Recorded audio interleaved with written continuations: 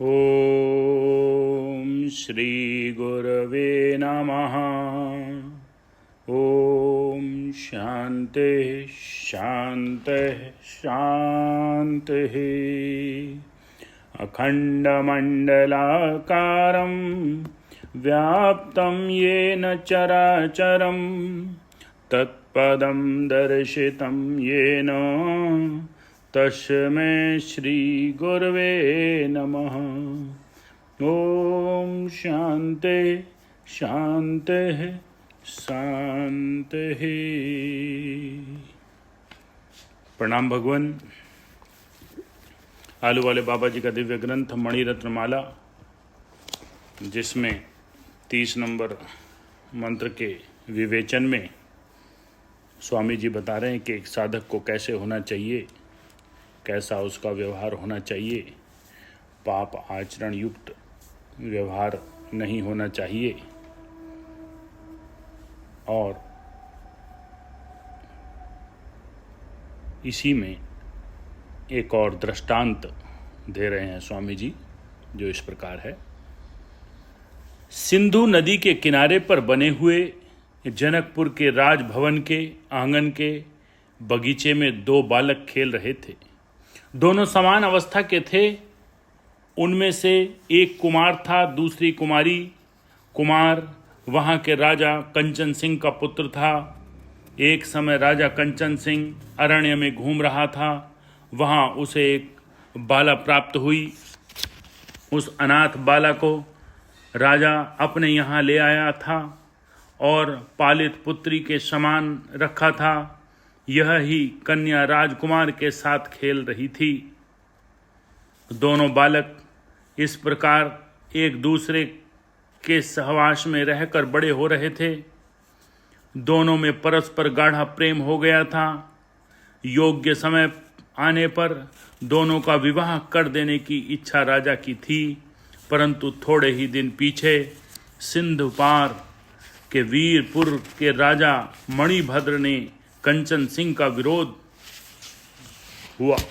मणिभद्र से कंचन सिंह का विरोध हुआ। कंचन सिंह अपनी सैन्य सहित वीरपुर में लड़ने गया। राजपुत्र मान सिंह भी, जो अभी तक बाल्यावस्था में ही था, पिता के साथ लड़ाई में गया। पालित पुत्री निर्मला और मान सिंह दोनों का हृदय उस समय दुखी था। निर्मला ने भी युद्ध में जाने को चाहा, परंतु वह साथ न ली गई। वीरपुर का राजा मणिभद्र भी बलिष्ठ राजा था। दोनों का बहुत दिनों तक युद्ध चला। अंत में बहुत से सैनिकों सहित कंचन सिंह हार कर मृत्यु को प्राप्त हुआ। मरते समय उसने राजकुमार से कहा कि हे पुत्र, वीरपुर से अपना बदला लिए बिना तू सुख भोग न करियो। जब तक तू उसे पराजित न कर ले, तब तक शादी भी मत कीजियो। वीरपुर के राजा मणिभद्र ने आसपास सब इलाकों सहित कंचनपुर पर अधिकार कर लिया। रणवास में जो स्त्रियां थीं, वे समय पाकर भाग निकली। निर्मला न जाने पाई। राजा वीरभद्र उसे अपने साथ ले गया। राजपुत्र मान सिंह का घर बार न रहा। उसे निर्मला का भी कुछ समाचार न मिला। वह जंगलों में भटकता रहा और थोड़े दिनों में कुछ सैन्य तैयार करके फिर से उसने मणिभद्र से युद्ध किया, परंतु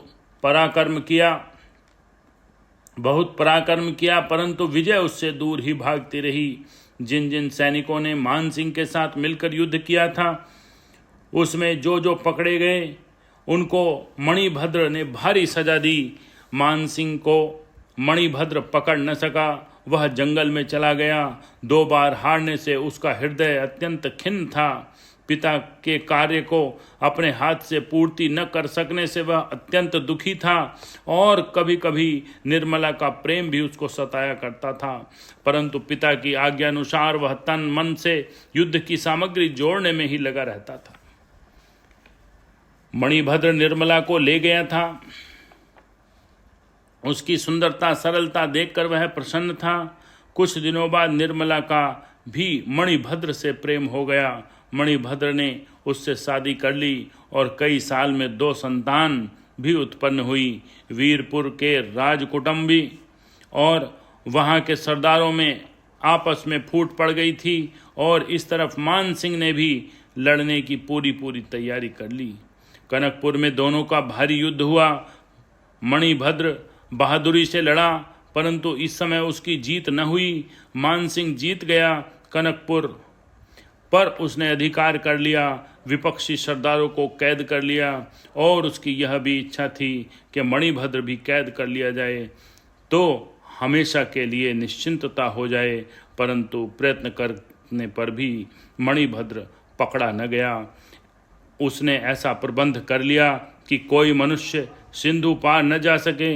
एक दिन मान सिंह घोड़े पर सवार होकर सिंधु के किनारे पर घूम रहा था। वहां से नौका में बैठकर पार जाने के लिए एक पुरुष, एक स्त्री और 2 बच्चों को लेकर आ रहा था। मान सिंह ने पूछा, तू कौन है और कहाँ जा रहा है? पुरुष ने कहा, तुझको पूछने की क्या आवश्यकता है?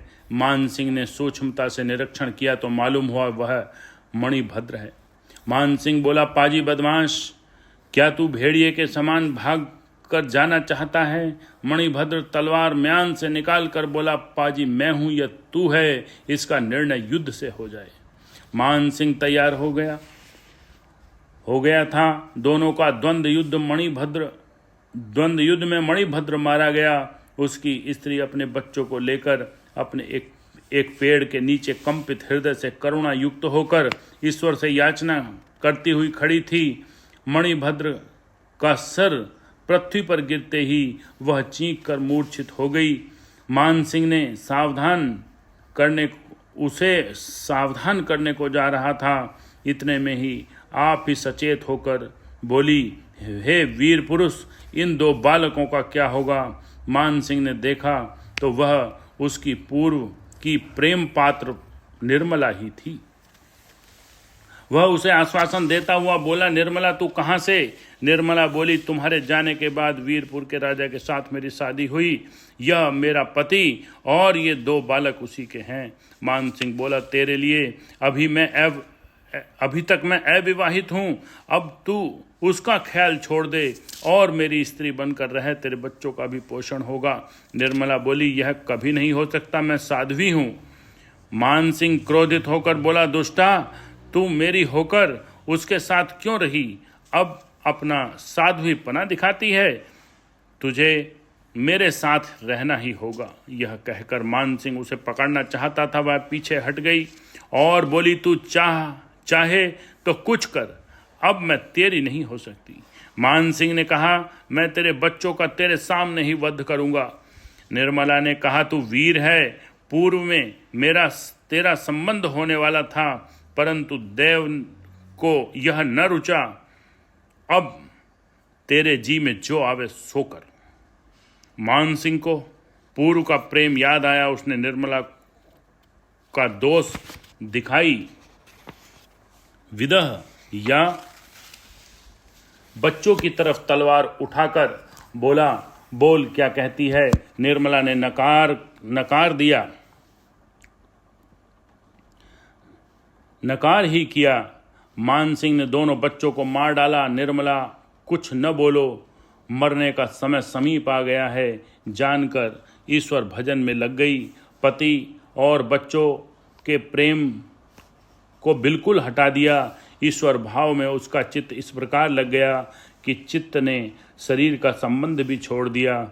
ईश्वर स्मरण करती हुई ईश्वर के दरबार में पहुंच गई। निराश हुए मान सिंह ने भी अपनी गर्दन पर तलवार मारकर अपघात किया। कंठ में प्राण आ जाए तब तक शुभ कर्म ही करना चाहिए, पाप कर्म नहीं करना चाहिए। मरण पर्यंत ईश्वर का भजन ही करना चाहिए। निर्मला शुद्ध थी। मणिभद्र उसको हरण करके ले गया था। युवा अवस्था प्राप्त होने पर निर्मला ने उसके साथ शादी की और जब तक जीती रही शुभ कर्म करती रही। अपनी और बच्चों की जान जाने की परवाह भी न करके अधर्म आचरण को अंगीकार न किया। शिवार्चन शिवाय कल्याण करने वाला कोई नहीं है, इसलिए मरण पर्यंत शिव अर्चन ही करना चाहिए। ओम शांति शांति।